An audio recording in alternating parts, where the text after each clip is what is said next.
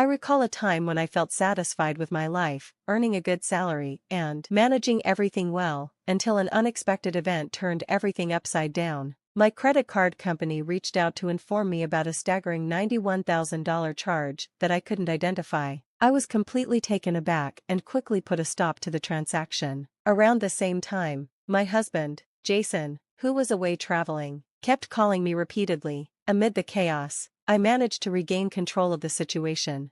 Now at 31, I work as a manager at a company, and Jason, my college sweetheart, who is also 31, has been my husband for 2 years. While many of our peers opted to quit their jobs after marriage, I chose to stay in mine. I earn a higher salary than Jason, which sometimes gives me pause about our future, particularly regarding the consistency of his earnings.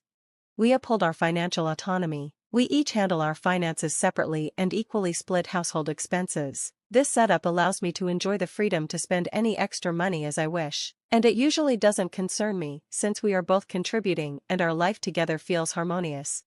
However, recently, while riding the train home, I became aware that I might have overspent a bit. I noticed a debit alert on my phone and considered checking for any subscriptions I might not be using that could still be charging me, but that thought quickly faded as I struggled to remember the password for my credit card account.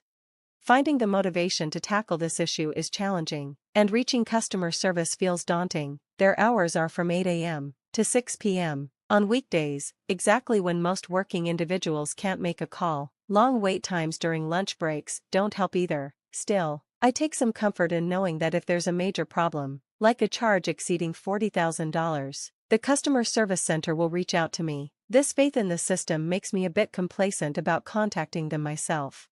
In the meantime, shopping online has become a brief escape from work-related stressors. When I opened a recently delivered package, a rush of excitement surged through me. However, that feeling quickly faded as soon as I stepped into our living room. The scene before me instantly soured my mood: socks strewn across the floor, empty cans on the table, and a random phone and sweater carelessly tossed on the couch. My husband was lounging in a sweatshirt, seemingly oblivious to the disorder. Jason has a tendency not to clean up after himself, which often feels like he's deliberately contributing to the mess at home. I aimed my phone at the couch and said, half jokingly and half frustrated, "Seriously? This is what I come home to? It wouldn't take much effort to tidy up a bit or even cook dinner if you're home before me." In response, he casually remarked, "If you get home early, why don't you clean the house? Don't be so upset about it." His comment stung a little. "I'm tired when I get home too," I replied, trying to maintain a light yet firm tone. "If you're not willing to pitch in with the cleaning, maybe you should reconsider if you prefer working or doing chores." "Just drop it," he said dismissively, not once but twice, clearly annoyed and failing to grasp the significance of my words. I shot him an annoyed glance, but he was too engrossed in his phone to notice my frustration. It felt unfair that I was shouldering a heavier burden of chores and work. Was I being unreasonable? I wasn't sure, but I worried that confronting him might lead him to be even more indifferent about keeping our home tidy. Unexpectedly, something shifted after our conversation. Jason started coming home late. Even on days when I arrived early, it appeared he had decided to put in extra hours at work. Perhaps, in his own way, he was attempting to rectify our imbalance. I was in a particularly good mood that day, so I threw myself into my chores with renewed energy. Jason had been extremely busy lately, meaning that most of the housekeeping duties fell to me. I hadn't thought much about it until I found myself cleaning his room, which he hadn't organized in quite a while. As I entered his room, it looked just as I expected. Empty bottles and cans littered the floor. Even on the bed, amid the mess, something caught my attention. There was a package, beautifully wrapped in gift paper, lying quietly. Getting closer, I recognized the branding. It was from my favorite store. A flicker of excitement coursed through me as I remembered my birthday was approaching. Could this be a surprise from Jason? Despite my curiosity, I decided to honor the surprise, acting as though I hadn't seen anything and leaving the package undisturbed. However, the gift never materialized. As my birthday came and went, I casually asked Jason, "Do you know what day it is?" "Oh right, it's your birthday," he replied nonchalantly. "Did you forget?" I pressed, hoping for a hint about the surprise I had glimpsed earlier. "No, I remember," he said. "Aren't you satisfied with what I got you last year? You're old enough not to need surprises all the time." His casual tone hurt. He retreated to his room, leaving me confused and disheartened. That mysterious box had ignited a spark of hope, but now it only filled me with unease. Suddenly, he dropped a new surprise: I have to go on a business trip abroad next week. This caught me off guard. A work trip to another country? I repeated in disbelief. Since when does your job involve international travel? You've never gone on a business trip outside the state before, he simply said. I just got assigned to this. The entire situation felt increasingly bizarre. What was really happening? I had been feeling quite proud of my achievements lately and believed I deserved some acknowledgement. You should trust me, my husband had told me, but it was hard to take him seriously after stumbling upon a gift-wrapped package in his room just as he was leaving for his so-called business trip. After saying goodbye to him in the early morning, my curiosity got the better of me. I checked under the bed where I had spotted the box, but it was gone. Doubt crept in. Was this truly a normal business trip? With this unsettling thought in mind, I dragged myself to work, but I found it difficult to concentrate. Numerous times, my hands simply stopped moving as my mind replayed the recent events over and over. Hey, are you all right? You seem off today, a colleague asked. Oh, yeah, I just didn't sleep well, I replied, trying to brush it off with a casual excuse. Just then, my phone vibrated sharply. A strange number lit up the screen. Normally, I would ignore such calls, but something compelled me to answer this time. Excuse me, I need to take this, I said, stepping outside to talk. It was the credit card company's customer service on the line. As I listened, a whirlwind of thoughts raced through my mind about my husband, our recent troubles, and the need to share my password, until the representative's words cut through my confusion. This is regarding our debt protection service. It appears there has been a charge exceeding $40,000 on your account, the voice explained calmly. I was stunned, a mix of disbelief and concern washing over me. What on earth is happening? The operator's next revelation intensified the situation. Yes, there was a charge for $91,000. That's impossible. Wait a second, I gasped, my heart racing. I rushed back to my desk, frantically searching my wallet, only to realize my credit card was missing. That's the card I meant to have with me, the operator clarified. Can you please stop that transaction? I asked urgently, phone pressed tightly against my ear. Yes, it's still pending, so we can halt it, she assured me, and a wave of relief washed over me. Also, can you address the issue of my stolen card immediately? I don't have it with me, I added. Yes, ma'am, I'll take care of that right away, she replied. Even though part of the problem was resolved, adrenaline continued to surge through me. I hung up, my heart still racing. I'm sorry, but I'm not in the right frame of mind to work. I need to leave early. It seems my credit card was stolen and is being misused, and I have a lot to sort out, I explained to my boss, who was understanding and allowed me to leave. I hurried to catch the train, and as I checked my phone, I noticed a barrage of missed calls from my husband. It felt as if he was trying to confess something. I rushed home, kicked off my shoes, dropped my bag, and went straight to my husband's office. His desk was a mess, but what caught my eye was his search history: luxury cruises and travel plans for two. These certainly weren't work-related. I hadn't been invited to any such outing. The so-called business trip was clearly a cover for something else. My heart sank as the implications dawned on me. Scrolling through my old emails for any clues, I noticed a name that stood out: Billy. What on earth is this? I muttered, my anger simmering. I wanted to slam the keyboard in frustration, but instead, I forced myself to search for concrete evidence of whatever was happening. My phone kept ringing incessantly as I pieced everything together.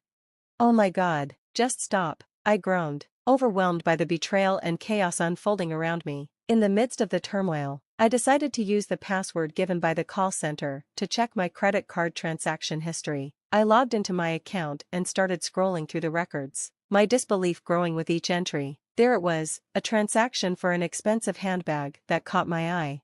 Suddenly, everything fell into place. Jason had used my credit card to indulge his mistress, Olivia, and even financed a so-called business trip abroad. The realization left me speechless. I had ignored several calls, but now, gathering all my courage, I answered the phone.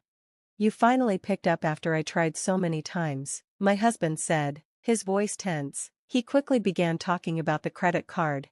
Whose card is it for? I asked directly. He hesitated before answering. You mean whose card? It's easier to use a card than cash overseas, especially for business trips. Business trips? Or do you mean the luxury cruise and the getaway with Olivia? I shot back. He tried to deflect. Why are you asking about the cruise? That was for business entertainment. A fun time. And the designer bag? Was Olivia pleased with it? Are you seriously trying to justify this by pretending you don't know what's going on? I pressed, my voice steady yet filled with hurt. My husband stumbled, the weight of the confrontation beginning to sink in. I understand, he repeated, his voice desperate as he fumbled for excuses. I know everything, I stated clearly. You attempted to spend $91,000 on a luxury cruise and a vacation package for couples. You've been using my credit card to spoil Olivia with gifts. After a pause, he finally confessed. I'm sorry I cheated. I'm sorry, but I can't come home until you reactivate the credit card. His plea hung in the air, absurd and almost pitiful. Do you truly think that an apology and admission can erase all of this? I asked, the weight of his betrayal pressing down on me. The conversation had shifted irrevocably from trivial marital disputes to a stark, painful confrontation. Feeling utterly betrayed, I told my husband, please spend the rest of your life at your resort, and then hung up the phone before he could respond. Almost immediately, my phone began buzzing incessantly. The constant ringing drove me to the edge, and I turned off the device to escape the noise. Shortly after, an email notification popped up, informing me that my husband's return flight was scheduled for noon, 5 days later. I took advantage of this moment to organize my life, determined to sort everything out before he returned home. The following day, I began the task of removing all his possessions from our residence as part of my plan. On the second day, I mustered the courage to inform my in-laws about everything that had transpired, providing them with evidence of his betrayal and mismanagement of our finances. They were taken aback and genuinely remorseful. By the end of our discussion, they pledged their support for my divorce, promising I would receive $2 million in alimony, and vowed to retrieve the money my husband had squandered. As my husband's return drew nearer, I received a call from my in-laws in the early evening, confirming they had successfully filed the divorce papers. Astonishingly, my soon-to-be ex-husband had only taken a credit card with him, leaving the rest of our financial affairs untouched. Meanwhile, the woman he was involved with had given him $91,000. Enraged by the circumstances, she altered her travel plans and flew to Singapore ahead of him. Unbeknownst to him, I couldn't fathom why she hadn't simply taken his flight ticket and visa, leaving him stranded. While I mulled this over, my in-laws informed me that when my ex-husband returned to Singapore, he found the house vacant and his connection to me severed, with his calls going straight to voicemail. In a frantic bid for refuge, he turned to my in-laws' home, where he faced severe consequences for his actions. After everything that had happened, the final step was filing for divorce. My ex-husband's troubles only deepened, as the woman he had been seeing demanded he return the $91,000 she had given him.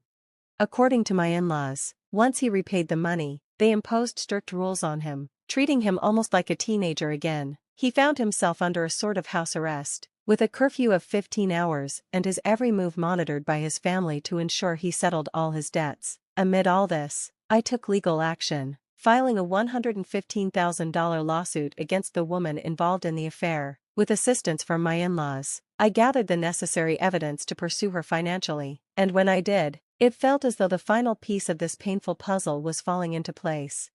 Though it was a long and taxing ordeal, when the claim was approved, I finally felt a sense of closure. The legal aspects were resolved, allowing me to focus on moving forward. When I returned to work the next day, my colleagues and supervisors greeted me with unexpected warmth and concern. Many had heard about my situation, and their kindness was truly heartening. Hey, are you all right? If you need to talk, I'm here, one colleague offered gently. It was comforting to know I wasn't alone. I responded with a grateful smile. Thanks, I'm doing okay, just trying to get back into the routine. Maybe we can grab a drink after work. I'd really enjoy the company. It felt refreshing to make plans and look forward to simple joys like a night out with friends.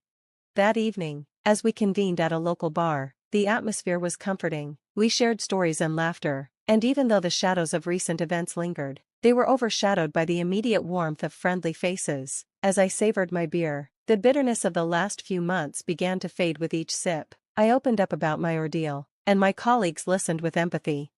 I'm just eager to put this all behind me, I admitted as the night came to a close. I think I'm ready to move on and focus on the positive things the future has in store. They raised their glasses in solidarity, a silent acknowledgement of my resilience. To new beginnings, they echoed. As I left the bar that night, A sense of closure mingled with newfound hope. The support of my colleagues had lifted my spirits, and I felt profoundly grateful for their presence in my life. It reminded me that even in the wake of betrayal and heartache, the kindness of others could illuminate the path forward. As I looked to the future, I felt a cautious optimism. While the past couldn't be rewritten, the future was still mine to shape. With the legal matters settled and my boundaries clearly defined, I was slowly rebuilding a sense of normalcy. The road ahead wouldn't be devoid of challenges, but I felt ready to confront them, bolstered by the support of friends and a renewed sense of self. Indeed, it seemed brighter days were on the horizon. Thanks for tuning in. See you again in the next video, and stay amazed.